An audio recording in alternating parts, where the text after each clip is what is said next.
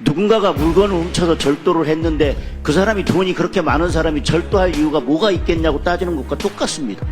이미 항명의 결과는 발생했습니다. 그런데 왜 항명할 이유가 뭐가 있겠냐라고 묻는 것은 좀 참으로 답답합니다. 항명의 결과가 발생했는데, 명령을 어기고 이첩을 했는데 항명을 해야 될 이유가 어디 있냐고 물으면 뭐라고 답을 해야 됩니까? 네. 장관님께서도 정확하게 지적을 해주셨는데, 박대령의 항명 사건에 대해서는 법원에서 재판 중에 있습니다. 그리고 최상명의 사망 관련해서는 경찰에서 수사 중에 있고요. 야당에서 주장하는 수사 외압에 대해서는 문재인 정부의 최대의 치적이라고 할 수 있는 공수처에서 수사하고 있습니다. 지금 관련된 모든 것들이 수사와 재판을 통해서 밝혀질 것입니다. 수사와 재판 중인 사안에 대해서 우리가 오늘 이렇게 계속 밝혀지지 않은 사실을 가지고 계속 질문하고 논의해야 되는지는 모르겠지만, 수사와 재판을 통해서 밝혀질 것이고, 특히 수사 외압 문제에 대해서는 공수처에서 수사를 하고 있기 때문에 저는 특검은 필요 없다는 입장입니다. 장관님도 동의하시죠?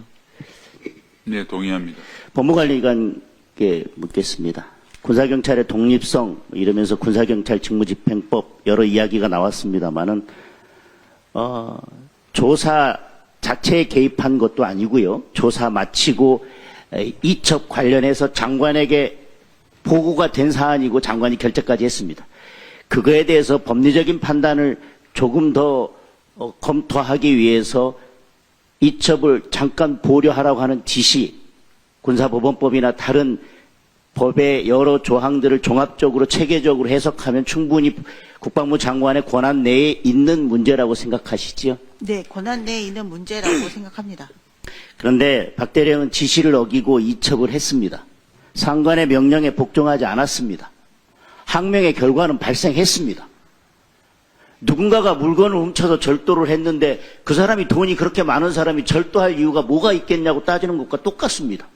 이미 항명의 결과는 발생했습니다. 그런데 왜 항명할 이유가 뭐가 있겠냐라고 묻는 것은 좀 참으로 답답합니다. 항명의 결과가 발생했는데, 명령을 어기고 이첩을 했는데 항명을 해야 될 이유가 어디 있냐고 물으면 뭐라고 답을 해야 됩니까?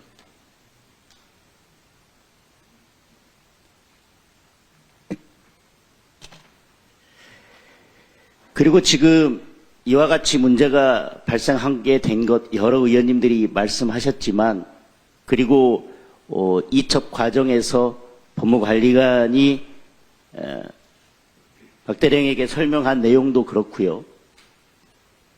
수사가 아니라 수사 전에 기본적인 조사를 통해서 수사가 필요한 사항이라면 수사기관에 이첩을 하게 되지 않습니까?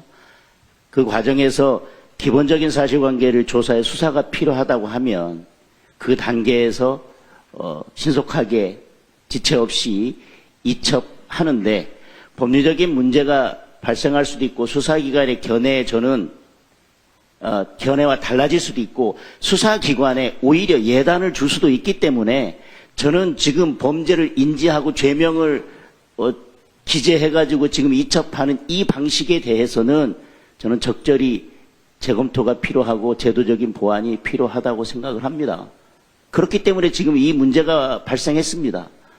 그 법리적 판단에 대해서 달리 사실관계는 손톱만큼도 건드리지 않고 그걸 기초로 한 법리적인 판단에 대해서 수사기관에 다른 예단을 줄 우려가 있고 수사기관의 어떤 가이드라인을 잘못 제시할 수도 있고, 그렇기 때문에 그거에 대해서 다른 법적 판단과 신중한 법리 검토가 필요하다고 했던 것이 지금 여기까지 오게 되었습니다. 그리고 법에 의하면, 여러 규정에 의하면 굳이 그와 같이 기재를 하는 것이 필요적 기재 사항도 아니고 반드시 그렇게 할 필요가 없다라는 설명을 법무관리관께서도 하신 거 아닙니까? 네, 그렇습니다. 예. 그래서 아까 장관님께서도 이번 사건을 계기로 여러 문제들이 드러났기 때문에 그에 대한 제도적 보완을 해주시고요. 오늘 뭐 논란에 대한 진실이라는 이 문건 때문에 계속해서 질문이 이어지고 논란이 되고 있는데 국방부로서는 국방부에서 일어난 사건들에 대해서 여러 추측과 의혹이 계속 제기되고 있고 확인되지 않은 사실들이 잘못 전달되는 것에 대해서는 어떤 방식으로든 그것을 바로잡을 의무가 있다고 생각하지 않습니까? 저는 그런 취지에서 작성된 문건이라고 생각을 합니다. 예, 저도 그렇게 생각을 합니다. 여러 의원님 말씀하신 것처럼